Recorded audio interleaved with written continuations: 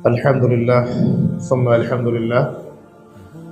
যাবতীয় হামদ ও সানা একমাত্র মহিয়ান ও বড়িয়ান আল্লাহ রাব্বুল আলামিনের জন্য, যে আল্লাহ পাক আমাদেরকে এশা সালাত জামাতে পড়ার তৌফিক দান করেছেন। এশা সালাতের পরে দিনের কিছু কথা শোনার জন্যে, জানার জন্যে আজকে একত্রিত করেছেন। আলহামদুলিল্লাহ, শুকরিয়া সে মহান রবের দরবারে, যিনি আমাদেরকে মুসলিম পরিবারে জন্মগ্রহণ করার তৌফিক দিয়েছেন এবং নবী মুহাম্মদ সাল্লাল্লাহু আলাইহি ওয়াসাল্লামের সৌভাগ্যবান উম্মত হওয়ার তৌফিক দিয়েছেন। যে আল্লাহ পাক আমাদেরকে হেদায়েত দেওয়ার জন্য আল কোরআনুল কারীমের মতো কিতাব নাযিল করেছেন, সে আল্লাহ পাকের দরবারে আমরা শুকরিয়া জ্ঞাপন করি। হৃদয়ের অন্তঃস্থল থেকে বলি আলহামদুলিল্লাহ। আল্লাহুম্মা লাকাল হামদ। বলুন আল্লাহুম্মা লাকাল হামদ হামদান কাসীরান طيبا মুবারাকান ফীহি। দরুদ এবং সালাত বর্ষিত হোক প্রিয় নবী সাল্লাল্লাহু আলাইহি ওয়াসাল্লামের প্রতি।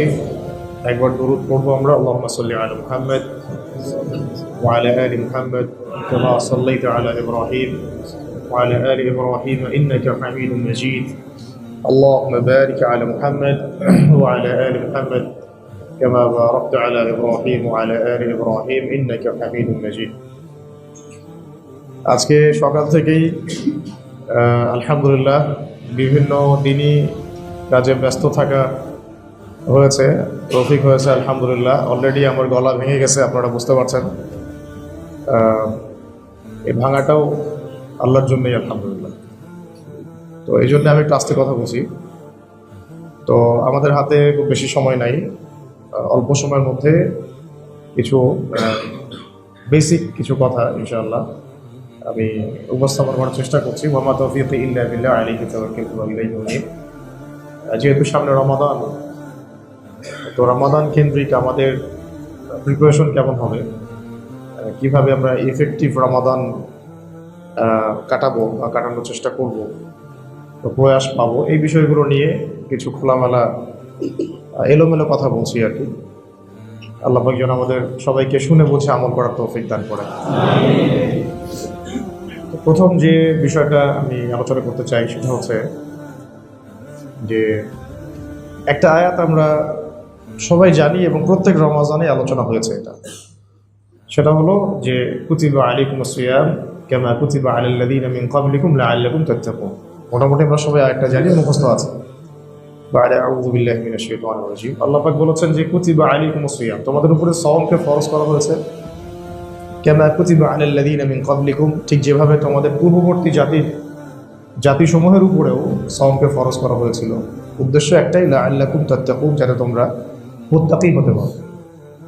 তাকওয়া কি, এটা যে ব্যক্তি সাওম রাখে সে নিজেই এর ব্যাখ্যা বুঝতে পারবে।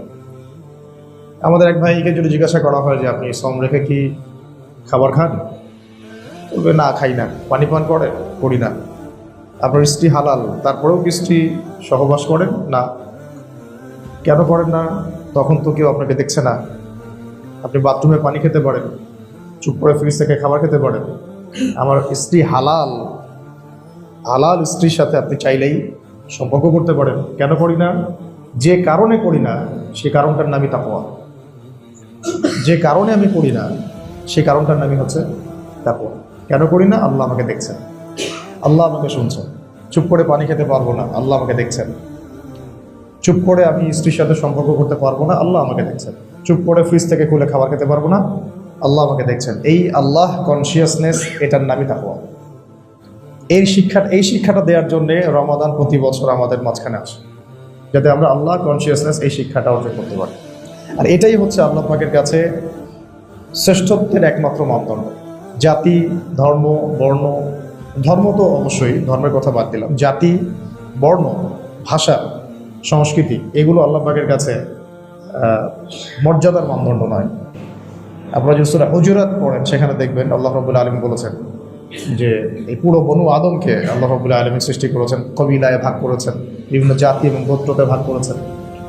এবং শেষে আল্লাহ পাক বলেছেন, আমি বিস্তারিত বলছি না সময় কম হাতে, ইন্না আকরামাকুম ইনদাল্লাহি আতকাকুম, তোমাদের মাঝে সবচেয়ে আকরাম ব্যক্তি, মর্যাদা সম্পন্ন ব্যক্তি সে যে আল্লাহর কাছে মুত্তাকি, যে তাকওয়াবান। এই তাকওয়ার প্র্যাকটিসটা করার জন্যই রমাদান প্রতি বছর ঘুরে ঘুরে আমাদের মাঝে আসে। আফসোস হচ্ছে আমরা এতটাই প্রটেস্ট্যান্ট ভার্সন অফ ইসলামে অভ্যস্ত হয়ে গেছি যে আমরা ইবাদতগুলো করি ঠিকই, কিন্তু সেগুলোকে আমরা উপলব্ধি করি না, ফিল করতে পারি না, বা তার ভিতরে ডুব দিতে পারি না।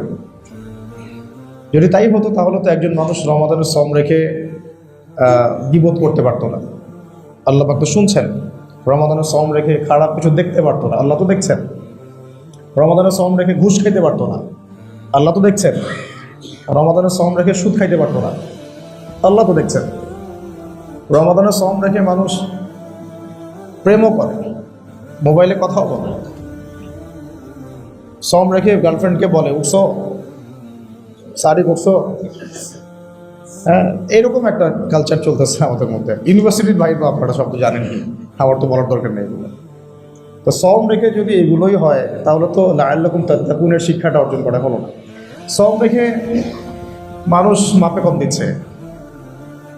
রমাদান মাস শুরু হলেই দেখবেন পণ্যের দাম, কিছু কিছু পণ্যের দাম বেড়ে গেছে, সিন্ডিকেট হয়ে গেছে, মাপে কম দেওয়া হচ্ছে, খাবারে বিষক্রিয়া, খাবারে ভেজাল। কারা করছে? অমুসলিমরা করছে না, মুসলিমরা করছে। সে নামাজও পড়ে, সে রোজাও রাখে, সে আবার তারাবিও পড়বে, এবং তারাবির সময় প্রথম কাতারে দাঁড়ানো নিয়ে সে ঝগড়া করবে। ফ্যানটা কেন মাথার উপরে নাই, এসি কেন চালু হয় না, ইমাম সাহেব এসি চালু করেন না কেন, মদিন সাহেব আপনারা কী করেন, দেখবেন সেই কথাগুলো বলবে। তাহলে একটা বিষয় স্পষ্ট যে লাআল্লাকুম তাত্তাকুন এটা কোনো প্রটেস্ট্যান্ট ভার্সনে বোঝার মতো মানে ক্লজ না।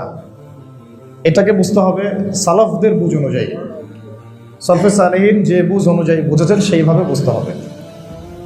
লাআল্লাকুম তাত্তাকুনের একটাই অর্থ আমি হাদিসে জিবরিল থেকে কোট করতে পারি। সেটা হলো, আপনারা জানেন যে নবী সাল্লাল্লাহু আলাইহি ওয়াসাল্লাম একদিন মসজিদে বসেছিলেন, জিবরাইল আলাইহিস সালাম মানুষের রূপ ধরে এসেছেন। এই হাদিসটা তো আপনারা জানেন। একদম হাঁটুর সাথে হাঁটু লাগিয়ে দিয়ে বসেছিলেন, 4টা প্রশ্ন করেছেন। চতুর্থ প্রশ্নের অ্যান্সারে নবীজি যখন বলেছেন যে আমি মান মাসউলু আনহা বিআ'লামু মিনাস সাইল, তখন তিনি পঞ্চম প্রশ্ন করেছেন যে কিয়ামতের আলামত বলে দেন। ওই যে হাদিসটা, ওটাকে বলা হয় হাদিসে জিবরিল। কি বলা হয়? হাদিসে জিবরিল। ওইখানে একটা প্রশ্ন আছে, 4টা প্রশ্নের একটা প্রশ্ন হচ্ছে যে আখবিরনি আনিল ইহসান, আখবিরনি আনিল ইহসান, আমাকে ইহসান সম্পর্কে বলুন। ইহসানটা তাকওয়ার অনেক বেশি কাছাকাছি। ইহসানের ব্যাখ্যায় নবী সাল্লাল্লাহু আলাইহি ওয়াসাল্লাম বলেছেন যে আল ইহসান, ইহসান হচ্ছে আন তা'বুদাল্লাহা কাআন্নাকা তারাহু ফাইন লাম তাকুন তারাহু ফাইন্নাহু ইয়ারাক। ইহসান হচ্ছে এমন একটা আল্লাহ কনসিয়াসনেস যে তুমি এমনভাবে আল্লাহর ইবাদত করো যেন তুমি আল্লাহকে দেখতে পাচ্ছ, 1 নাম্বার। আর যদি তুমি আল্লাহকে দেখতে না পারো তাহলে জেনে রাখবা আল্লাহ পাক তোমাকে দেখছেন। তার মানে প্রতিটা কাজে এই কনসিয়াসনেস থাকা, আমার নামাজে, আমার রোজায়, আমার হজে, আমার যাকাতে, আমার সাদাকায়, তাসবিহ তাহলিলে, জিকির আজগারে, মুআমালাতে, মুআশারাতে, পরিবারে, শিক্ষায়, সংস্কৃতিতে, ব্যবসায়, অর্থনীতিতে, রাজনীতিতে, এবং আল্লাহ যদি আমাকে আরও বড় ক্ষমতা দেন প্রত্যেকটা জায়গায় এই কনসিয়াসনেসটাকে সবসময় হৃদয়ের মধ্যে বদ্ধমূল রাখা, আল্লাহ আমাকে দেখছেন, এর নামই তাকওয়া। এইটা শেখানোর জন্যে রমাদান মাস প্রতি বছর ঘুরে ঘুরে আমাদের মধ্যে আসে। এই হলো রমাদানের মূল কথা। মূল কথা হচ্ছে আমরা এটাকে বাহ্যিক অর্থে নিচ্ছি। রমাদান মানে চাঁদ উঠছে, এখন একটা বাজেট করতে হবে, ঈদে কি নিমু, আর প্রতিদিন সাহরিতে কি খামো, আর ইফতারে কি খামো, ঠিক আছে। আর বাড়ির তো আমরা তো হচ্ছে মানি মেকিং মেশিন। টাকা পয়সা মেক করবেন, আপনি বাসায় খরচ করবেন, তারা প্ল্যান করবে যে সবে কদরের যে শেষের দশক আছে, ওই শেষের দশকে মার্কেটে গিয়ে আমরা কী কী কিনবো। আমাদের রমাদানগুলো কেমন হয়?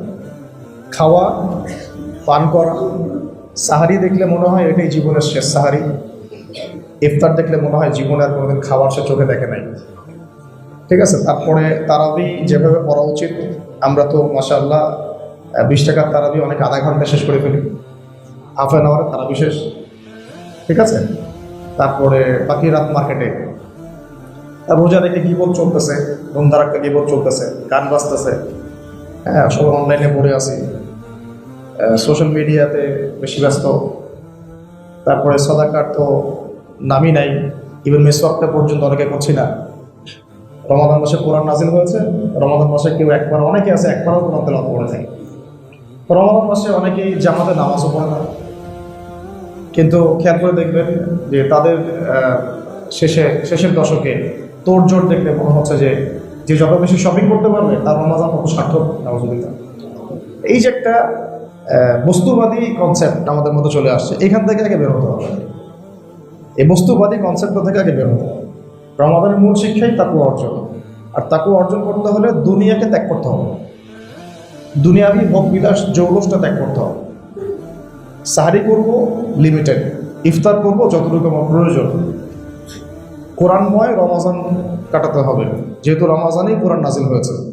রমাজানের দাওয়া বাড়াতে হবে, তালিম বাড়াতে হবে, তাবলীগ বাড়াতে হবে, দিনের জন্য এফোর্ট এগুলো বাড়াতে হবে, দিনের অ্যাক্টিভিটিস বাড়াতে হবে, মসজিদ ভিত্তিক কোরআন শিক্ষা বাড়াতে হবে, পারিবারিক তালিম বাড়াতে হবে, রমাজান মাসে যাকাত দেওয়ার চেষ্টা করতে হবে, পাশের প্রতিবেশী খেতে পারলো কিনা খোঁজ নিতে হবে, সোশ্যাল প্রজেক্ট করতে হবে যাতে সমাজের দরিদ্র মানুষগুলো এই মাসটা অন্তত সুন্দর মতো খেয়ে পড়ে বাঁচতে পারে। সাদাকাতুল ফিতর আদায় করতে হবে। আল্লাহকে পাওয়ার জন্যে দুনিয়াবি ব্যস্ততা থেকে ফারেক হতে হয়, এই জন্য ইতিকাফ করতে হবে যাতে শেষের দশক আমি শুধু আল্লাহকে নিয়ে থাকি। তো এই যে রমাদানের যে মূল রূপ বা আত্মা, এটা যে আমরা উপলব্ধি করতে পারছি না, এটা অন্যতম কারণ হচ্ছে এই মেটেরিয়ালিস্টিক বস্তুবাদী এই জগৎটা, সমাজটা। সবার আগে রমাদান আসার আগেই আমাদেরকে নিজের মাইন্ডসেটটাকে একটু ফারেক করে নিতে হবে। আমি এক মাসের জন্য অন্তত 1 মাসের জন্যে আমি আল্লাহর সাথে একাকী ফারেক হয়ে যাচ্ছি। এই জন্য আমার রমাদান কেন্দ্রিক ব্যস্ততাগুলোকে আগেই সেরে ফেলা। আমি অনেকদিন বলেছিলাম বিভিন্ন লেকচারে যে যদি সামর্থ্য থাকে মাসের বাজার আগেই করে ফেলা, রমজান মাসের বাজারে বেশি যেতে না হয়, গেলেও মানুষের সালাম দিতে হবে, বাজারে যাওয়ার দোয়া করতে হবে, চোখের হেফাজত করতে হবে, আর অনেক ব্যাপার আছে। এগুলো তো রোজা নষ্ট করে ফেলছে। রোজা মানে তো শুধু না খেয়ে থাকা নয়, পানি ছেড়ে দেওয়া নয়। একটা হাদিসের মধ্যে স্পষ্ট এসেছে যে ব্যক্তি রোজা রেখে এই অশ্লীল কাজগুলো ছাড়তে পারে নাই, মিথ্যা বলা, বিপদ পড়া, অশ্লীলতা, বেহায়াপনা, তার না খেয়ে থাকা, পানি না পান করাতে আল্লাহ পাকে কিছু যায় আসে না, আল্লাহ পাকে কিছু যায় আসে না। তো তাহলে আমরা যদি এত কষ্ট করি দিন শেষে কোনো রিওয়ার্ড না পাই, তাহলে আসলে আলটিমেটলি ক্ষতিগ্রস্ত হলাম আমরাই। এই কারণে সবার আগে একটা প্ল্যান করা যে রমাদান মাসটাতে আমি কি কি করবো, কি কি করবো না। আর এটা বারবার আল্লাহ পাক আমাদেরকে কেন দিচ্ছেন? বছরের অন্য সময়গুলো আমরা বিভিন্ন জায়গায় এলোমেলো হয়ে যাই। খেয়াল করে দেখবেন এখন নামাজের যে হালত মসজিদগুলোতে রমজান মাসে বাড়বেই স্বাভাবিক ইনশাআল্লাহ। যে ব্যক্তি কখনো নামাজ পড়েও না সেও আসবে নামাজ পড়তে, কখনো নামাজ পড়ে না তারাবি পড়তে আসবেই। কিন্তু রমাদান মাসে একটা মাহৌলই থাকে, অন্যরকম একটা কালচার থাকে, একটা পরিবেশ থাকে যেখানে আমরা ইসলামিকভাবে নার্সিং করতে পারি মানুষকে। এই কারণে আগে রমাদানটাকে গুছিয়ে নেওয়া, যে আমি রমাদান মাসটাকে কিভাবে কাটাবো, দুনিয়াবি ব্যস্ততা থেকে ফারেক হয়ে যাওয়া, তারপরে দুনিয়াবি যে প্রয়োজনগুলো সেগুলো আগে মিটিয়ে ফেলার চেষ্টা করা, এবং একটা বিষয় খেয়াল রাখা যে যেহেতু রমাদান এসেছে আমাকে গুছিয়ে নেওয়ার জন্য, সারা বছর আমি বিভিন্ন দিকে এলোমেলো ছুটেছি, এখন সময় হয়েছে আল্লাহর দিকে ফিরে আসা। রমাদান চলে গেলে দেখবেন অনেকের নামাজে শিথিলতা হয়ে যায়। ফরজ নামাজ ঠিক আছে, সুন্নতে শিথিলতা হচ্ছে, নফলে শিথিলতা হচ্ছে, তাহাজ্জুদ ছিঁড়ে যাচ্ছে, সাদাকা কমে যাচ্ছে। রমাদানে আমরা যে পরিমাণ পরহেজগার থাকি অন্য সময়গুলোতে এতটা কিন্তু থাকি না, স্বাভাবিক। ইল্লা মাশাআল্লাহ, বাকি আল্লাহর মাকবুল বান্দাদের কথা ভিন্ন। আমরা আমভাবে বলছি, আওয়াম যারা আমরা তাদের কথা বলছি। তো এইটা হলো বছরের একটা মৌসাম, একটা সুযোগ, একটা উপলক্ষ, যেটাকে কেন্দ্র করে আমরা আবার আল্লাহর কাছে ফিরে আসবো। তো এটাই হলো আমাদের মূলত মৌলিক শিক্ষা রমাদানের। আমরা যেন রমজান মাসে আল্লাহর কাছে ফিরে আসি, আল্লাহ পাক তৌফিক দান।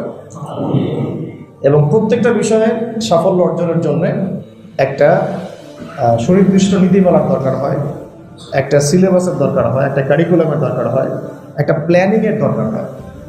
উইদাউট প্ল্যানিং আমরা কোনো কিন্তু গোল অ্যাচিভ করতে পারি না। তাই রমাদান কেন্দ্রিক আমাদের একটা প্ল্যান থাকতে হবে। এই রমাজানে আমার প্ল্যান কি? সবার প্ল্যান সেম হবে না। সবার প্ল্যান সেম হবে না, এক এক মানুষের প্ল্যান এক এক রকম হবে। কার প্ল্যান কেমন হতে পারে এটা আপনাকে আপনার নিকটস্থ বরেণ্য আলেমের কাছে এসে মাশওয়ারা করতে হবে। যে ওস্তাদ আমি এই পর্যায়ে আছি, এই রমজানে আমি একটা প্ল্যান করতে চাই যে রমজানটা আমি এভাবে কাটাতে চাই, আপনি আমাকে নাসিহাত করুন, পরামর্শ দেন। তিনি আপনার হালত বুঝে আপনাকে একটা সিলেবাস কারিকুলাম বা ডিরেকশন দেবেন যে এইভাবে এই রমজানটা কাটাবো, চেষ্টা করো অন্তত। কারণ সবাই তো সব কাজ একসাথে করতে পারবে না। যেমন একজন ব্যক্তি কোরআন একদমই বিশুদ্ধ করে তেলাওয়াত করতে পারে না, তাহলে আমাদের কাছে আসলে আমরা কি বলতাম, অন্তত আপনি 30 দিনের মধ্যে কোরআন তেলাওয়াত শিখুন। আর একজন ভাই আসছেন হাফেজে কোরআন, আমরা কি বলবো, আপনি এমনভাবে এই মাসে কোরআনটাকে রিভিউ করেন, রিভাইজ করেন, যেন কোরআন আপনার ঠোঁটে লাগায় থাকে। একজন ভাই আসছেন যিনি মাশাআল্লাহ কোরআনের ভাষা বুঝেন, নাহু সরফ সবই বুঝেন, ব্যাকরণে মাহির পারদর্শী, তার লেভেলটা কি হবে? তিনি এই রমাদানে দেখা যাবে প্রতিদিন এক পারা করে কোরআনের তাফসীর করছেন। এক এক মানুষের লেভেল এক এক রকম হবে, বাট আমভাবে আমাদের কিছু মৌলিক আমল সবাইকেই করতে হবে, বরকত ইনশাআল্লাহ। সে মৌলিক আমলগুলোর প্রথমটা হচ্ছে, 1 নম্বরটা হচ্ছে রমাদানে কম খাওয়া, কম ঘুমানোর অভ্যাস করা। এটা 1 নম্বর কেন বলছে? রমাদানের বেশি ঘুম আর বেশি খাওয়া ইবাদতের রুহানিয়াত নষ্ট করে দেবে। ঠিক আছে, রমাদানে কম খাওয়া কম ঘুমানো, কম খাওয়া কম ঘুমানো প্রথম কাজ। সাহারি যে বললাম, কিছু মানুষ সাহারি দেখলে মনে হয় যে আর খাবে না, জীবনে শেষে না। আর ইফতার দেখলে, আমাদের ঢাকা শহর ইফতারগুলো দেখেন, ইফতার দেখলে মনে হয় যে জিন্দিগিতে আর কোনো কিছু খায় নাই, আজকেই খেয়ে শেষ করতে হবে।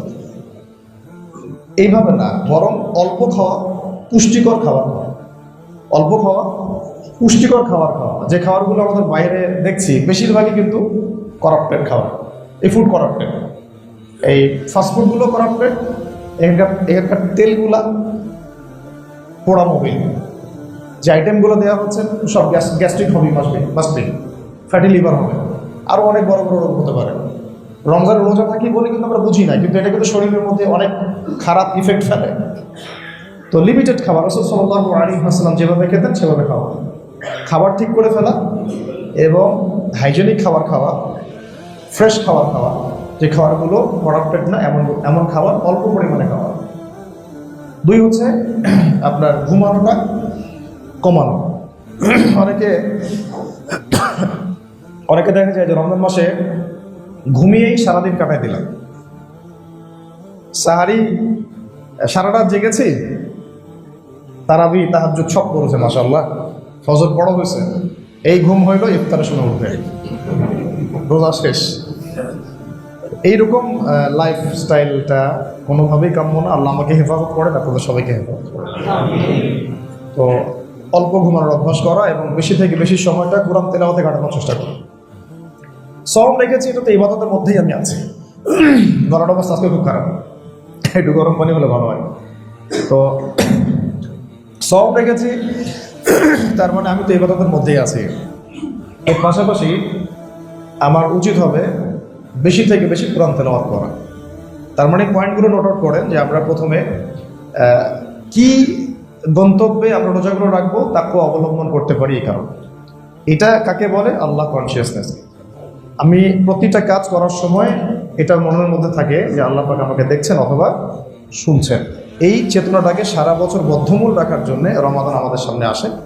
আর এই রমাদানে আমরা কিছু কিছু কাজ করলে এই তাকওয়াগুলো অর্জন করতে পারবো ইনশাআল্লাহ।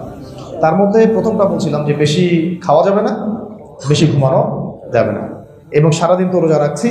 রোজা রাখার অর্থ এই না যে খালি খাবার ছেড়ে দিলাম, স্ত্রী সহবাস ছেড়ে দিলাম, আর কি পানি ছেড়ে দিলাম। আর যাদের স্ত্রী হয় নাই তাদের তো ছাড়ার কোনো প্রশ্নই নাই। এখানে একটা পয়েন্ট আছে, এটা খেয়াল করে দেখেন, স্ত্রী আমার জন্য হালাল। হালাল তো, স্ত্রী আমার জন্য হালাল। আর যদিও মনে হয় বাহ্যিকভাবে ব্যাপারটা সহজ, বাট একটা স্ত্রীকে ডিল করা মানে একটা রাষ্ট্রকে ডিল করা। আসতেছেন? একটা স্ত্রীকে ডিল করা মানে একটা রাষ্ট্রকে ডিল করা, আর 2টা স্ত্রী ডিল করা মানে 2টা রাষ্ট্র ডিল করা, 4টা স্ত্রী ডিল করা মানে বিশ্ব চালানোর যোগ্যতা হবে। তো এখন আপনারা কোন লেভেলে যেতে চান এটা আপনারা ফিক্স করবেন, আল্লাহ তৌফিক দান করেন। এখন কথা হচ্ছে যে দেখেন, স্ত্রী হালাল কিন্তু আমি তার সাথে সম্পর্ক করতে পারছি না, তাহলে হালাল জিনিস আমি রোজা রেখে আল্লাহর জন্য ছেড়ে দিলাম, হালাল খাবার আল্লাহর জন্য ছেড়ে দিলাম, হালাল পানি আল্লাহর জন্য। তাহলে কিভাবে রোজা রেখে আমরা হারাম সম্পর্ক করব? হারাম তো হারামই পুরা। কিভাবে তার রোজা রেখে আমি হারাম সুদ খাবো, হারাম ঘুষ খাবো, মাপে কম দিব, মানুষকে ঠকাবো? রোজা রেখে আমি কিভাবে অন্যের সম্পদ আত্মসাৎ করতে পারি, অন্যের উপর জুলুম করতে পারি? বৈশ্বিক যত জুলুম হয় রমজান মাসেই হয়, বেশিরভাগ জুলুম রমজান মাসে হয়। দেখবেন বৈশ্বিক যত জুলুম হয়, এবং স্পেশালি মুসলিম সম্প্রদায়ের উপরে, ওরা রমজান মাসটাকে বেছে নেয়। রমজান মাসে আল্লাহ রাব্বুল আলামিন আমাদেরকে আল্লাহর কাছে আসার সুযোগ তৈরি করে দিয়েছেন, এবং এতে করে ইমানদারদের ইমান বেড়ে যাবে, তাদের জজবা বেড়ে যাবে, দিন কায়েমের ফিকির বেড়ে যাবে। এই জন্য দেখবে রমজান মাসে যত খেলাধুলা, অমুক বিশ্বকাপ, তমুক বিশ্বকাপ, এগুলো রমজান মাসে চলতে থাকে। অমুক টিভি শোজ, এইটা ওইটা, আমরা যদিও অত কিছু জানি না এটা সম্পর্কে, তারপর আইডিয়া থেকে বলছে। আরেকটা বিষয় হচ্ছে দেখবেন শেষ দশকের মধ্যে গিয়ে দেখবেন ঈদের টেলিফিল্ম, ঈদের সিনেমা, ঈদের এইটা, ঈদের সেটা, মানে এক একটা দিন কিভাবে নষ্ট করা যায় এটার পুরো প্ল্যানিং শয়তানের থাকে।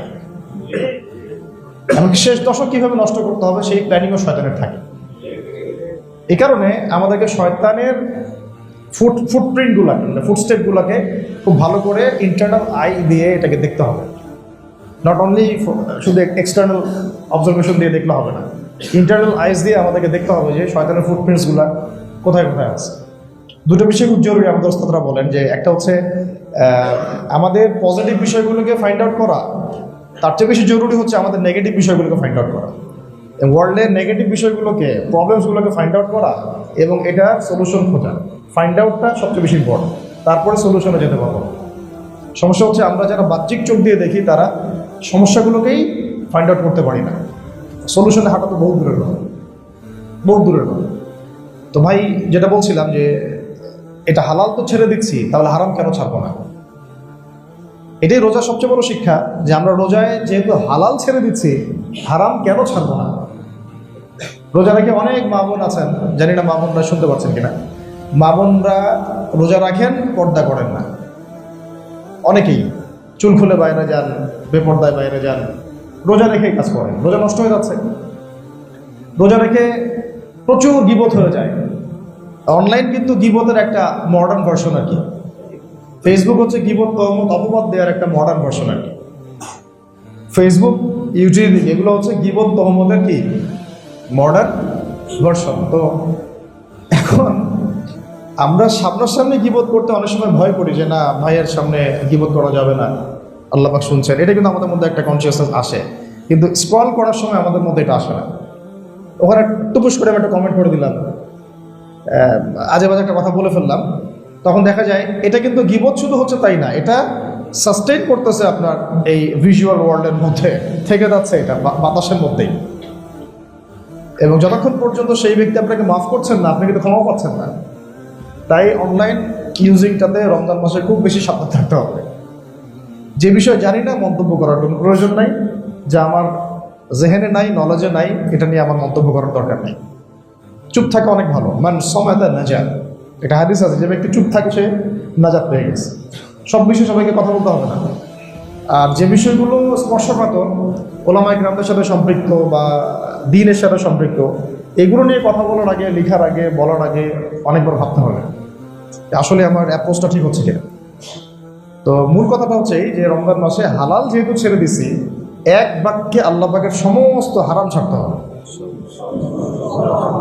করা যাবে ইনশাআল্লাহ?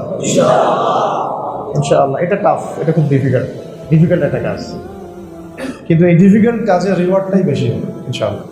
কারণ নামাজ পড়তে বলে দেখবেন আমাদের অনেক এমপি মন্ত্রীও আধা ঘন্টায় 30-40 টাকার নামাজ পড়ে ফেলে, তাই না? কিন্তু তাদেরকে বলেন যে আপনারা সুদটা ছাড়েন, আপনারা ঘুষ ছাড়েন, হ্যাঁ, আপনারা করেন, এই আল্লাহ বিরোধী আইনগুলোকে বাদ দেন, আপনারা আল্লাহর হারামকে যে হালাল করছেন এটাকে বন্ধ করেন।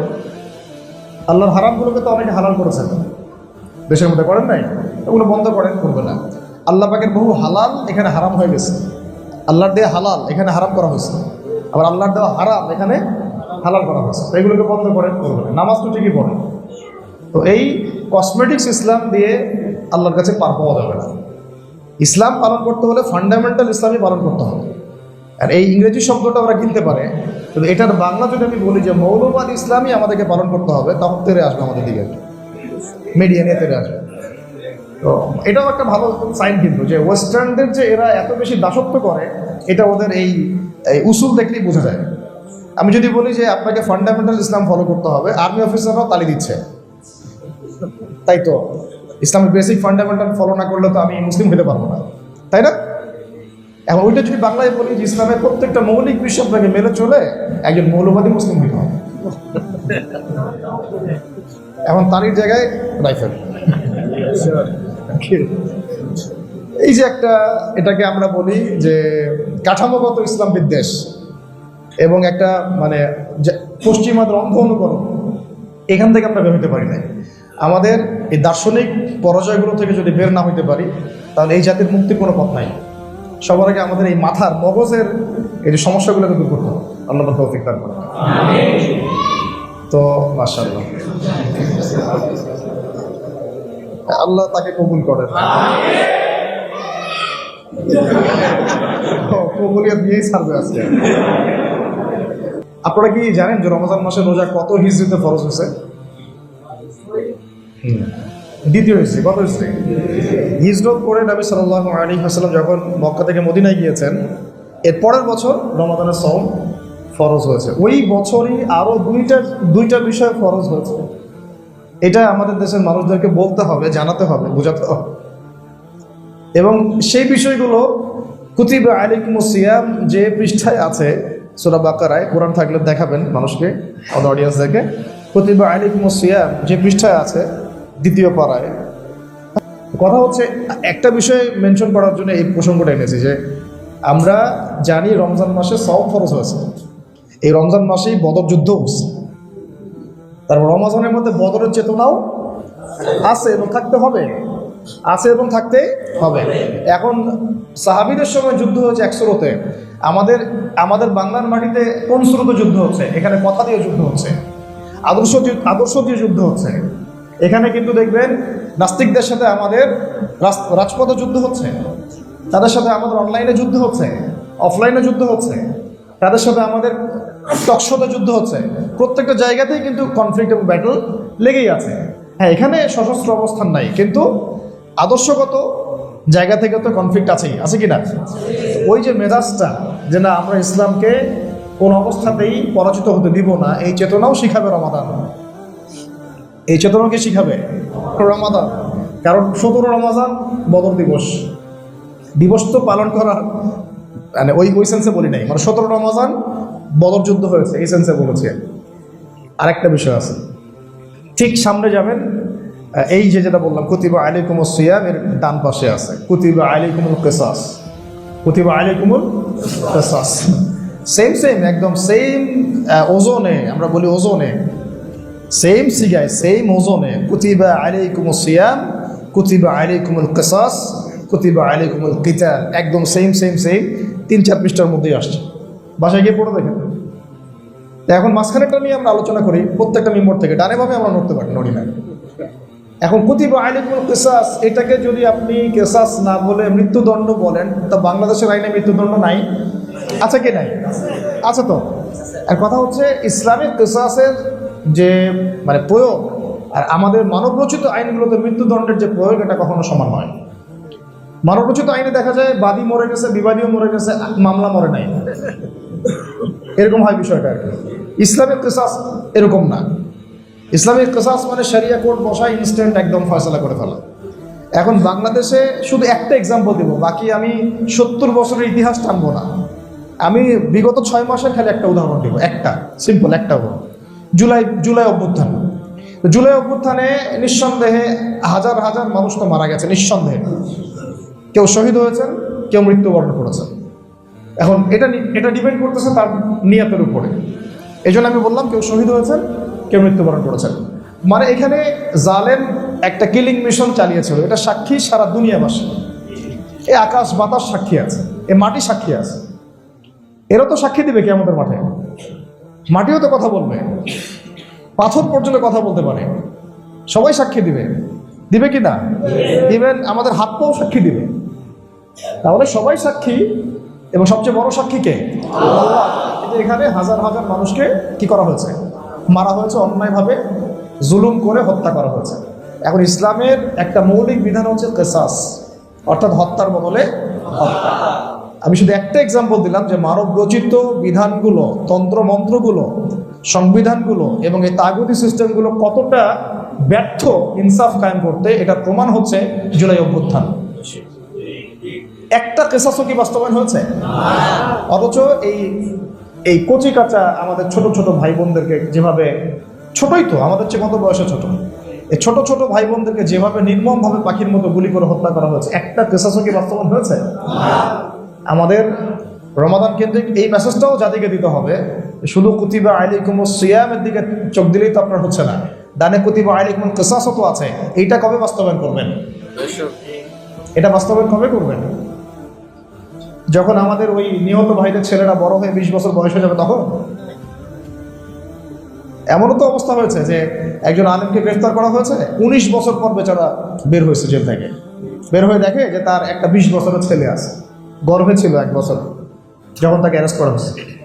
কয়দিন আগেই বের হয়েছেন তিনি, আপনারা একটু সার্চ করলে দেখতে পারবেন। আর কথা হচ্ছে, এই হচ্ছে মানব রচিত তন্ত্রমন্ত্র বিধানগুলোর ব্যর্থতা। এটা আমি একদিক থেকে কিছুটা পজিটিভই মনে করছি, কারণ এই কারণে যে আস্তে আস্তে আমাদের জনগণের মাঝে এটা স্পষ্ট হবে যে শরীয়ত আইন কেন দরকার। এটা আমাদের বাংলার আপামর জনগোষ্ঠীর কাছে আস্তে আস্তে স্পষ্ট হবে যে শরীয়ত আইনটার দরকার কেন। এটা থাকলে আপনি ন্যায় বিচার পাইতেন, আমি ন্যায় বিচার পাইতাম, কোনো মাজলুমের হক নষ্ট হতো না, আর কোনো জালেম পার পেত না। আর আমরা ওই মানব রচিত তন্ত্রমন্ত্র পূজা করছি, তাই এই সব ক্ষেত্রে জালেম পার পেয়ে যাচ্ছে, মাজলুমের অধিকার রক্ষিত হচ্ছে না, আমি ইনসাফ পাচ্ছি না, আমি ন্যায় পাচ্ছি না। ইভেন মানব রচিত আইনগুলোর মধ্য দিয়ে রাসূলুল্লাহ সাল্লাল্লাহু আলাইহি ওয়াসাল্লামকে যারা গালি দিয়েছে তাদের পর্যন্ত বিচার করতে পারলাম না। তাদের মামলা এই থানাগুলোতে নেওয়া হচ্ছে না, বলছে ধারা নাকি নাই। ধারা তো নাই, না থাকারই কথা, কারণ আপনার কনস্টিটিউশন তার ধর্ম মেনে করা হয় নাই, তাই না? যদি এটা ইসলামিক কনস্টিটিউশন হতো তাহলে প্রথমেই থাকতো যে ব্যক্তি আল্লাহ এবং তার রাসূলের নামে কটূক্তি করবে তাকে সরাসরি মৃত্যুদণ্ড দেওয়া হবে। এটা তো এখানে থাকবে না, কারণ এটা মানব রচিত ল, যেটাকে আমরা তাগুত বলি। কি বলি? আর এই তাগুতকে আল্লাহ পাক অস্বীকার করতে বলেছেন, কুফরি করতে বলেছেন। ওয়া মান ইয়াকফুর বিত-তাগুত ওয়া ইউমিন বিল্লাহ ফাকাদ ইসতামসাকা বিল-উরওয়াতিল ওয়াথকা লা ইনফিসামা লাহা। সূরা বাকারা এর 256 নম্বর আয়াতটা পড়ে দেখেন যে আল্লাহ পাক বলেছেন, তোমরা এবং যে ব্যক্তি তাগুতের সাথে কুফরি করে এবং আল্লাহর প্রতি ঈমান আনে, সে যেন একটা শক্ত হাতল ধরল যেটা কখনো ছিন্ন হওয়ার নয়। তো এখানে আমরা দেখছি এর ব্যর্থতাগুলো কি। আমি একদিক থেকে আমি একটু খুশি, মানুষ দেখুক যে মানব রচিত আইন এবং এই বিচার ব্যবস্থা দিয়ে, এই তন্ত্রমন্ত্রগুলো দিয়ে আল্লাহকে গালি দেওয়ার বিচার পর্যন্ত করা সম্ভব না, ইনসাফ করা সম্ভব হচ্ছে না। এই তন্ত্রমন্ত্রগুলো দিয়ে রাসূল সাল্লাল্লাহু আলাইহি ওয়াসাল্লামকে যারা গালি দিয়েছে ওদেরও রাষ্ট্রীয় বিচার সম্ভব হচ্ছে না। তাহলে এই বিধানগুলো, এই লসগুলো, এই কনস্টিটিউশনগুলো কিভাবে আমাকে অন্যান্য বৈষয়িক বিষয়ে ন্যায় অন্যায়ের ফয়সালা করতে পারে, ইনসাফ কায়েম করতে পারে, আদালত প্রতিষ্ঠা করতে পারে? কখনো সম্ভব? যেখানে যাদের কাছে রাসূলের ইজ্জতেরই কোনো দাম নাই, তার কাছে আমার ইজ্জতের কি দাম থাকবে? সেক্ষেত্রে ধর্ষক তো পার পেয়ে যাবেই, খুনি তো পার পেয়ে যাবেই, চোর ডাকাত পার পেয়ে যাবেই।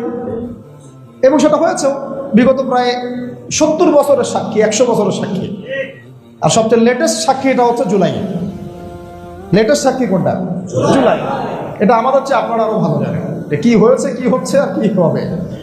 যাই হোক, আস্তে আস্তে আমাদের দেশের মানুষের কাছে এটা স্পষ্ট হোক যে আলহামদুলিল্লাহ একটা প্রজন্ম গড়ে উঠুক যারা বুঝতে শিখবে, চিনতে শিখবে যে দেখো আল্লাহর জমিনে আল্লাহর আইন যারা বাস্তবায়ন করে নাই, এটা না করার মধ্য দিয়ে এই জাতির সাথেই বেইনসাফি করা হয়েছে, জুলুম করা হয়েছে। যদি এটা আল্লাহর জমিনে বাস্তবায়িত হতো তাহলে আমাদের জমিনের মধ্যে এই জনপদের অধিবাসীদের উপরে একটা ন্যায়, ইনসাফ, সাম্য প্রতিষ্ঠা করা সম্ভব হতো। এটা এখন আর হচ্ছে না। তো এই জন্য রমাজান কিন্তু আমাদেরকে এই শিক্ষাটাও যারা দেয় কুতিবা আলাইকুমুল কিসাস, কুতিবা আলাইকুমুস সিয়াম এবং কুতিবা আলাইকুমুল কিতাল। এই তিনটাকেই পড়াশোনার মধ্যে রাখতে হবে। আল্লাহ পাক তৌফিক দান করুন। আর একটা কথা বলতে চাচ্ছিলাম, সেটা হলো রমাদান মাসেই আল কোরআন নাজিল হয়েছে।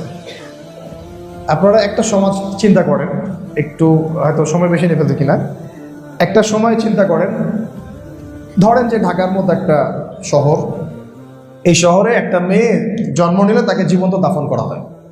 ধরেন একটা আপনি ইমাজিন করেন চোখ বন্ধ করে যে আমাদের একটা শহর, এই শহরে একটা মেয়ে সন্তান হলে তাকে জীবন্ত দাফন করা হয়। এই শহরের মানুষ সবাই মূর্তি পূজা করে, ঘরে ঘরে মূর্তি পূজা, ঠিক আছে। এই শহরে ধরেন যে সবাই সুদ খায়, সবাই জেনা করে, ম্যাক্সিমামই আর কি, জুয়া খেলে, তারপরে ছিনতাই করে, ডাকাতি করে, গোত্রে গোত্রে মারামারি হানাহানি করে। এমন একটা সোসাইটি আপনি মনে মনে চিন্তা করেন, কল্পনা করেন। ওই সোসাইটির মধ্যে আল্লাহ রাব্বুল আলামিন তার পক্ষ থেকে মনোনীত একজন মানুষকে পাঠালেন, তার বান্দাকে পাঠালেন, মুহাম্মদুর রাসূলুল্লাহ সাল্লাল্লাহু আলাইহি ওয়াসাল্লাম। তিনি ওই সোসাইটির মধ্যে মানে ইসলাহ বা সংশোধন আনার জন্য অনেক চেষ্টা করতে লাগলেন, কিন্তু যতক্ষণ পর্যন্ত তার কাছে ওয়াহি আসে নাই, কোরআন এবং সুন্নাহ যে ওয়াহিটা আসে নাই, ততদিন পর্যন্ত সমাজের মানুষ তাকে খুব একটা মূল্যায়ন করছে না, তার পরামর্শ মানুষ শুনছে না। তিনি হিলফুল ফুজল তৈরি করছেন, মানুষ গায়ে লাগাচ্ছে না। তার বয়স যখন 40 হলো, একটু খেয়াল করতে হবে, তার বয়স যখন 40 হয়ে গেল, তখন তিনি সমাজের এই জাহালাতগুলোকে আর সহ্য করতে পারছেন না, কিছুতেই আর তিনি এখানে টিকতেই পারছেন না। এটা তো স্বাভাবিক। পাশে যদি ধুমধারাক্কা গান বাজে আর আপনি যদি নামাজি ব্যক্তি হন, আপনি এখানে টিকতে পারবেন না। আর তিনি তো একজন নবী, যার আগেও কোনো গুনাহ নাই, পরেও কোনো গুনাহ নাই। তিনি তো আগে থেকেই নবী সাল্লাল্লাহু আলাইহি ওয়াসাল্লাম। তো তিনি নির্জনতা অবলম্বন করা শুরু করলেন, একাকিত্ব অবলম্বন করা শুরু করলেন। ওই গাড়ে হেরায় গিয়ে বসে থাকতেন, আল্লাহর কাছে ডাকছেন, আল্লাহকে দোয়া করেন, আল্লাহ আমি কিভাবে এই জাতিকে পথ দেখাবো, আমাকে রাস্তা দেখাও। তিনি যেভাবে পারতেন সেভাবে ইবাদত করতেন। ওই সময় তো এই বিধানগুলো একটা একটা করে আসে নাই আর কি। তো তখন আল্লাহ রাব্বুল আলামিন এই রমাদান মাসেই শেষ দশকের কোনো এক বেজর রাতে লাইলাতুল কদরে আল্লাহ রাব্বুল আলামিন জিবরাইল আলাইহিস সালামকে পাঠালেন একটা কিতাব দিয়ে। সুবহানাল্লাহ।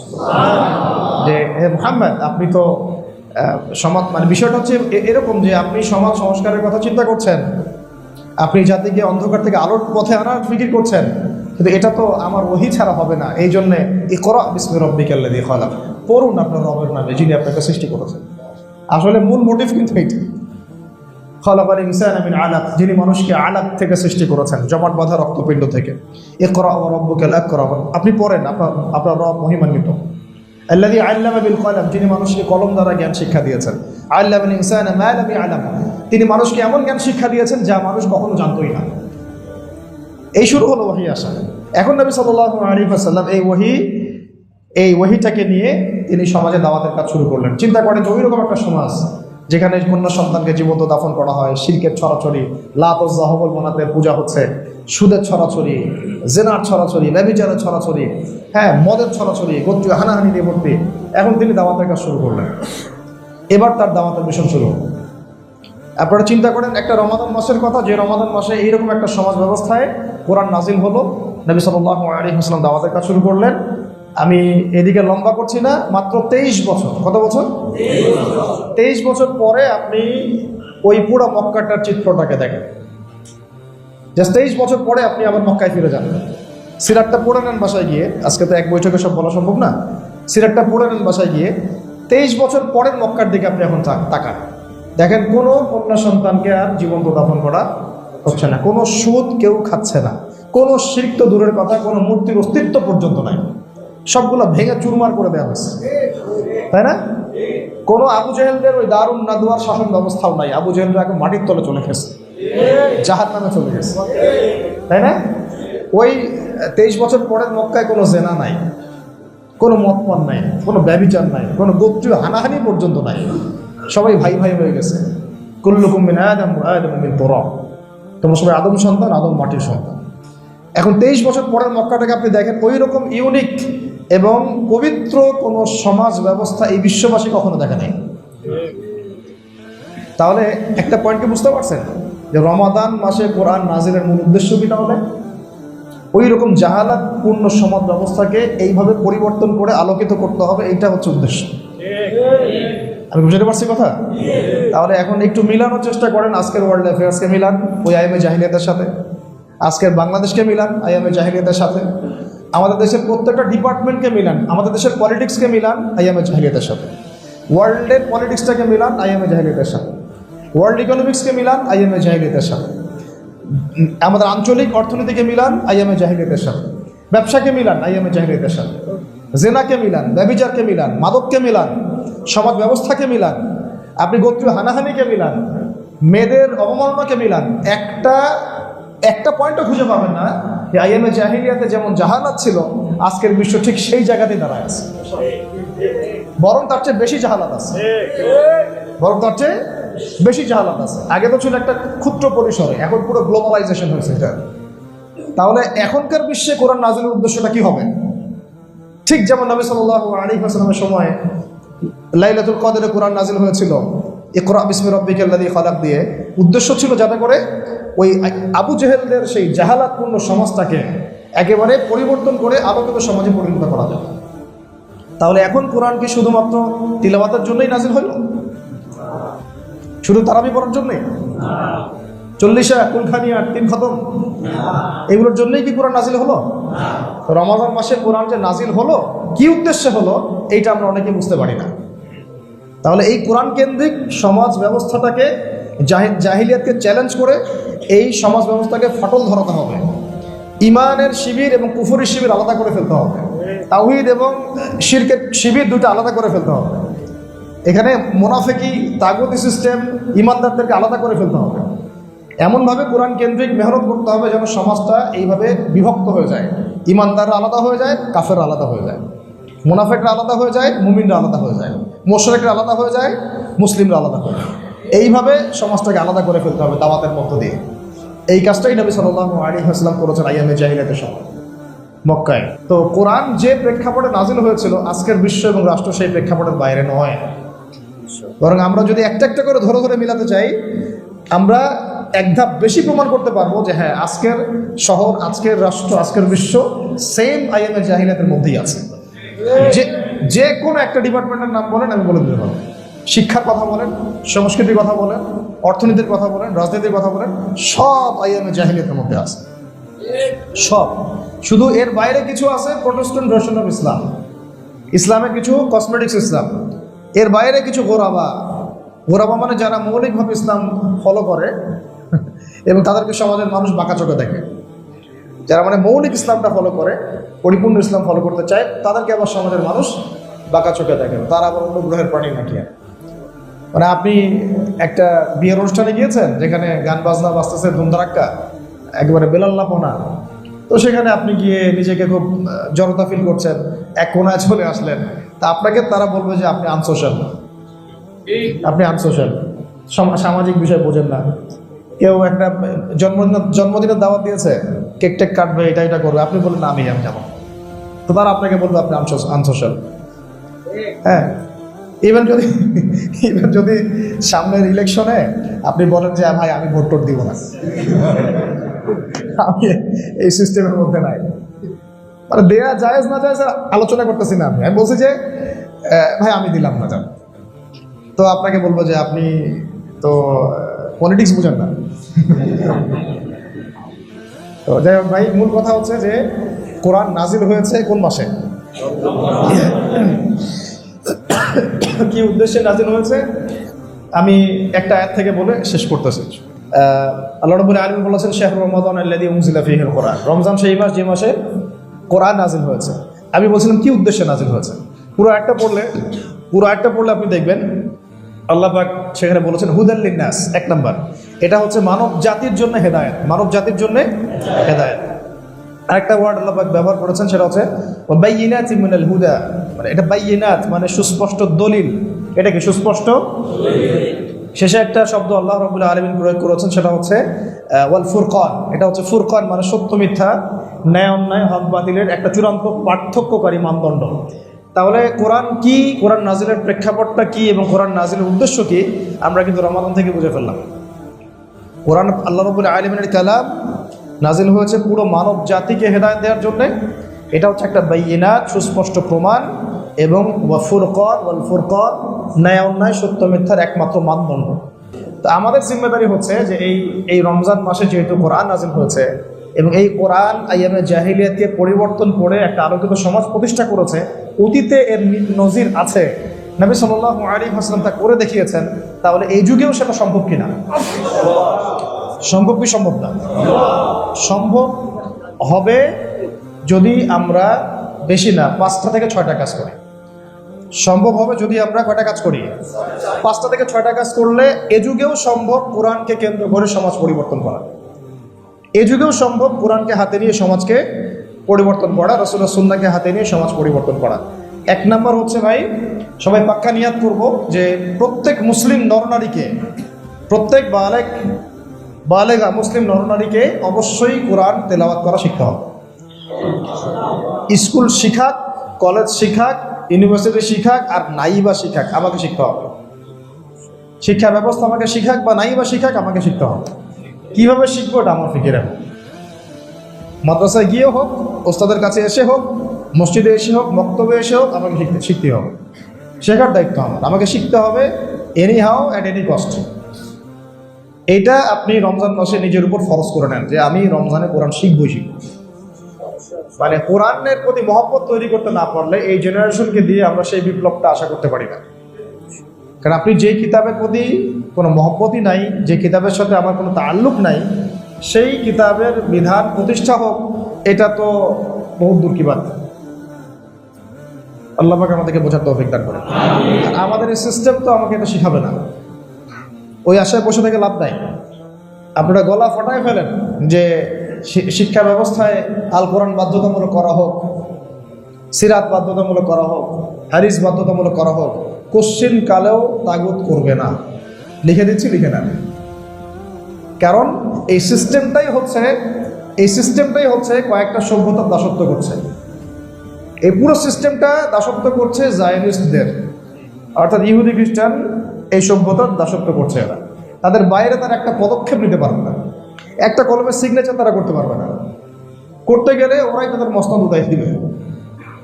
তাই আমরা একটা কথা স্ট্রেট ফরওয়ার্ড বলি, সেটা হলো এইসব তাগুতি এবং কুফরি সিস্টেমের মধ্যে ঢুকে কেউ যদি এই সিস্টেমকে পরিপূর্ণ পরিবর্তন করার চেষ্টা করে বা স্বপ্ন দেখে, তাহলে এই সিস্টেম তাকে পরিবর্তন করে সিস্টেম থেকে ছুঁড়ে ফেলে দিবে। এটা বুঝলেন কি না? মানে এই কুফরি এবং তাগুতি একটা সিস্টেম চলতেছে বিশ্ববাসীর উপরে। কেউ যদি মনে করে যে আমি সিস্টেমের ভিতর ঢুকবো, একেবারে দরবেশ হয়ে ঢুকবো, সাদা দাড়ি নিয়ে ঢুকবো, পাগড়ি পরে ঢুকবো, জুব্বা পরে ঢুকবো, ঠিক আছে, কালিমার পতাকা নিয়ে ঢুকবো, একদম এই সিস্টেমে ঢুকবো, আর তো পুরো দাজ্জালীয় সভ্যতার এই সিস্টেমে আমি নিজে ঢুকবো, ঢুকে এই সিস্টেমটাকে আমি চেঞ্জ করে দিব, তাহলে আমি লিখে দিচ্ছি, বলে দিচ্ছি, লিখেন, দিন শেষে ওই সিস্টেম তাকে পরিবর্তন করে সিস্টেম থেকে ছুঁড়ে ফেলে দিবে। আর এটা রাসূলুল্লাহ সাল্লাল্লাহু আলাইহি ওয়াসাল্লাম এই কাজটা করেন নাই। তিনি আবু জেহেলদের সিস্টেমে ঢুকে ওই সিস্টেমকে পরিবর্তন করেন নাই। তিনি আবু জেহেলদের সিস্টেমের সাথে কুফরি করেছেন, ওই সিস্টেমটাকে অস্বীকার করেছেন, করে তারা আলাদা হয়ে গিয়েছেন, আলাদা হয়ে সমাজকে বিভক্ত করেছেন, তারপরে তাদের তাওহীদ দিয়ে ওই সিস্টেমটাকে পরিশুদ্ধ করেছেন। মানে এই সিস্টেমটাকে সরাই ফেলতে হবে, সরাতে হবে ইসলাম দিয়ে, তাওহীদ দিয়ে, রেসালাত দিয়ে, সিরাত দিয়ে, সুন্নাহ দিয়ে, দাওয়াতের মধ্য দিয়ে এবং প্রয়োজনীয় জিহাদের মধ্য দিয়ে। এইটা হলো এই সিস্টেমটাকে সরানোর মাধ্যম। আর সারা ওয়ার্ল্ডে বহুত নজির আছে যে সিস্টেমের দাসত্ব করে কতটুকু সিস্টেমকে পরিবর্তন করা গেছে। এর নজিরও বহুত আছে, আর এর নজিরও আছে সিস্টেমে না ঢুকে যে সিস্টেমকে পরিবর্তন করা যায়, এরও নজির আমাদের সামনে আছে। কিন্তু এটা তো ওই যে বললাম, বাহ্যিক চোখ দিয়ে যারা দেখে তারা তো সব কিছু বুঝতে পারবে না। আল্লাহ পাক ভিতরে চোখ দিয়ে দেখার তৌফিক দান করেন। তো 6টা কাজ আমরা করবো ইনশাআল্লাহ। 1 হচ্ছে কোরআন তেলাওয়াত করা শিখতে হবে। 2 হচ্ছে কোরআনের অর্থ বুঝতে হবে, কোরআনের অর্থ বোঝার চেষ্টা করতে হবে। কীভাবে শিখবেন এটা আপনার ফিকিরে। এখন অর্থ কীভাবে বুঝবেন এটা আপনার ফিকির। অর্থ বুঝতে হলে ভাষা শিখতে হবে। এখানে অনেক ভাই আছেন যারা আমার চেয়ে অনেক ভালো ইংরেজি বলতে পারেন, আমি জানি, অনেক ফ্লুয়েন্সি আপনাদের। একটা কম্প্রিহেনশন আপনার সামনে দিলাম, দিয়ে কয়েকটা কোশ্চেন আনসার দিলাম, আপনি এটা থেকে কি উত্তরগুলো বের করতে খুব কষ্ট হবে?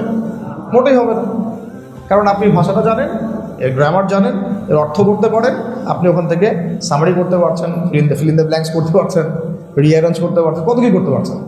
এর কথা হচ্ছে আপনি যদি ওই ভাষাটা না জানতেন তাহলে কি আপনি এটা পারতেন? As simple as that. আপনি কোরআনের অনুবাদ করতে পারবেন না যতক্ষণ পর্যন্ত না আরবি ভাষায় দক্ষতা অর্জন করছেন এবং আরবি ব্যাকরণ শিখছেন এবং তর্জমাগুলো শিখছেন, তারপরে তাফসিরের প্রশ্ন আসবে। তাফসির অনেক বড় বিষয়। আমাদের পুরো শিক্ষা সিস্টেমের মধ্যে আরবি ভাষা বাধ্যতামূলক নয়, ইংরেজি বাধ্যতামূলক। ভাবা যায়? এই যে ব্রিটিশরা চলে গেছে, আমরা ওদের দাসত্ব ছাড়তে পারি নাই। জাতিসংঘে যখন এখনো বক্তব্যর বিষয় আসে, আপনি দেখবেন উত্তর কোরিয়া, দক্ষিণ কোরিয়া, চায়না, তারা ইংরেজিতে বক্তব্য দেয় না। তারা ইংরেজিতে বক্তব্য দেয় না, তারা তাদের ভাষায় বক্তব্য দেয়। অনেক রাষ্ট্র আছে এমন যারা ইংরেজিতে বক্তব্য দেয় না। আর আমরা হচ্ছে একটু বেশি স্মার্ট, ইংরেজি ছাড়া আমরা স্মার্ট হতে পারবো না। এদিকে মাতৃভাষার ধোয়া তুলি আমরা, 21 বলে ফাটাই ফেলি, ফুল টুল দেওয়া নিয়ে মারামারি করি। আর ফুল দিতে গেলে তো এখন মারামারি চোটে ফুলের তোড়াই ছিঁড়ে যায়, তাই না? এখন বিষয়টা এরকম হয়েছে আর কি। তো আবার দেখা যায় অনেক ইসলামপন্থীকে দেখলাম সাতেমে রসুল ইস্যু নিয়ে কোনো কথা বের হয় না মুখ দিয়ে, কিন্তু 21শে ফেব্রুয়ারিতে ফুল দেওয়ার সময় আগে। তো এই হলো অবস্থা। আল্লাহ হেদায়েত নসিব করে না। কথা হচ্ছে ভাই, দেখেন আমরা ভাষাটা শিখতে পারলে কিন্তু কোরআন মোটামুটি শিখতে পারতাম। এটা চিন্তা করে দেখেন যে আমাদের একটা এক্সাম্পল দিচ্ছি। আমাদের এখানে এক ভাই তারাবি পড়াচ্ছেন, আমরা সবাই মুসল্লি, ঠিক আছে? 30 দিন তারাবি পড়লাম, 27 দিনে তো শেষ হয়, তাই না? 27 দিন খতম হয়ে গেছে। তো 27 দিনের দিন আপনি যে কোনো 10 জন ভাইকে বসায় বলেন যে আচ্ছা আজকে তো কোরআন খতম হইলো, তো পুরা কোরআন তো আমরা শুনলাম, 30 দিন শুনলাম, 27 দিন শুনলাম। আচ্ছা তুমি আমাকে 27টা আয়াতের অর্থ বলো তো দেখি, কি শিখলা? এই পুরো 30 দিন যে তুমি তারাবি পড়লা, পুরা কোরআন খতম করলা ইমামের পিছনে, আমাকে 27টা আয়াতের অর্থ শোনাও। ইমাম সাহেব পড়েছেন, তুমি শুনেছো, বুঝেছো, দেখবেন 10টা আয়াতের অর্থ বলতে পারছো। কেন? খুব সহজ উত্তর, আর ওই ভাষা সে জানে না। কোরআন শুনেছে কিন্তু অর্থ করতে পারছে না। কিন্তু আমি এখন আপনাদেরকে একটা দৃশ্য চিন্তা করতে বলি। মদিনায় আমরা নামাজ পড়ছি মনে করেন, মসজিদুল নববীতে, এখন তারাবি খতম হয়ে গেল 27 দিনে। এখন মদিনার অধিবাসী 100 জন মানুষকে আপনি বসায় বলেন যে 27টা আয়াতের অর্থ আমাদেরকে কি বলতে পারবেন? আপনাকে 2000 আয়াতের অর্থ বলে রেখে দিবে কি না? পার্থক্যটা কেন? কারণ কি? ভাষা তারা জানে, আমরা জানি না। আমাদের পক্ষে কি ভাষাটা শেখা খুব কঠিন কিছু ছিল কি না? আমরা ইংরেজি শিখতে পারছি, আরবি পারতাম না। হিন্দি আমাদের মা বোনরাও জানে কি জানে না? আপনারা তো আসতেছেন, আসলে জানে কি জানে না? খুব ভালো জানে। কিভাবে জানে? তারা কি স্কুলে শিখেছে? কলেজে? ইউনিভার্সিটিতে? তারা দেখেছে টিভি সিরিয়াল। কোনো শিক্ষা প্রতিষ্ঠানে পড়ানো হয় নাই, তারপরেও তারা শিখেছে। এই যে একটা মানে সাংস্কৃতিক অধঃপতন এবং পরাজয় আমাদের, এটা আমাদেরকে কোরআন শিখতে দেয় নাই। হ্যাঁ, এটা আমাদের শিক্ষা ব্যবস্থার ব্যর্থতা যে আমরা কোরআনকে বাধ্যতামূলক করতে পারি নাই, 1 নাম্বার। দ্বিতীয় কথা হচ্ছে যে আমরা কোরআনের ভাষাটাকেও কোনো গুরুত্ব দিই নাই। মনে করছি এগুলো ওলামায়ে কেরামদের কাজ, মাদ্রাসার মানুষ এগুলো করবে, আমরা এগুলো করতে যাবো কেন? অথচ মাদ্রাসায় পড়ে কত % মানুষ? পুরো শিক্ষার্থীদেরকে আপনি ভাগ করেন, দেখবেন 70% জেনারেল স্টুডেন্ট, 30% মাদ্রাসা স্টুডেন্ট। আর এই 70% জেনারেল স্টুডেন্ট তারা বড় হয়ে রাষ্ট্র চালাবে, অর্থনীতি চালাবে, বড় বড় আমলা হবে, বিশেষ ক্যাডার হবে, তারা বড় বড় সেক্টরগুলোতে দায়িত্ব পাবে, এসপি হবে, ডিসি হবে, তাই না? বিচার বিভাগে থাকবে। এখানে সব কারা বসে আছে? মাদ্রাসা মানুষ না নাকি জেনারেল মানুষ না? তো এই হিউজ একটা পপুলেশনকে আমি কোরআন শিখাই নাই, হাদিস শিখাই নাই, সিরাত শিখাই নাই, আকীদা শিখাই নাই, উসুল শিখাই নাই, এমনকি ফরজ আইনের জ্ঞানও শিখাই নাই, এত বড় বড় ডিপার্টমেন্টের দায়িত্ব দিয়ে বসে রাখলাম। আর এদিকে যারা আমরা আবার এগুলো জানি, তারা ওই মানুষগুলো আনুগত্য করতেছি বসে বসে। তো এই যে একটা দ্বৈনতা, মেরুকরণ, এটাকে দূর করতে হলে একটা কম্বাইন্ড এডুকেশন দরকার ছিল, যেটা এখন পর্যন্ত দুঃখজনক হচ্ছে আমরা এখনো দেখি নাই। আমার সামনে কী হবে আল্লাহ ভালো জানে। তবে কিছু হোক বা না হোক, আমাদেরকে ব্যক্তিগত উদ্যোগেই এগুলো শিখতে হবে। আল্লাহ পাক আমাদেরকে তৌফিক দান করেন। কারো ভরসায় বসে থেকে তো সময় নষ্ট করা যাবে না। আর আমি তো বললাম যতই চিল্লাচিল্লি করেন তারা আপনাকে উপর লেভেল থেকে এগুলো বাস্তবায়ন করে দিবে না। এদেশের একটা নিয়ম হচ্ছে যে ভালো মানুষের ভাত নাই।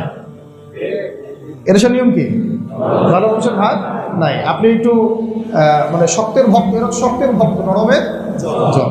আপনি শক্ত হয়ে যান, দেখবেন ভক্তি করতেছেন।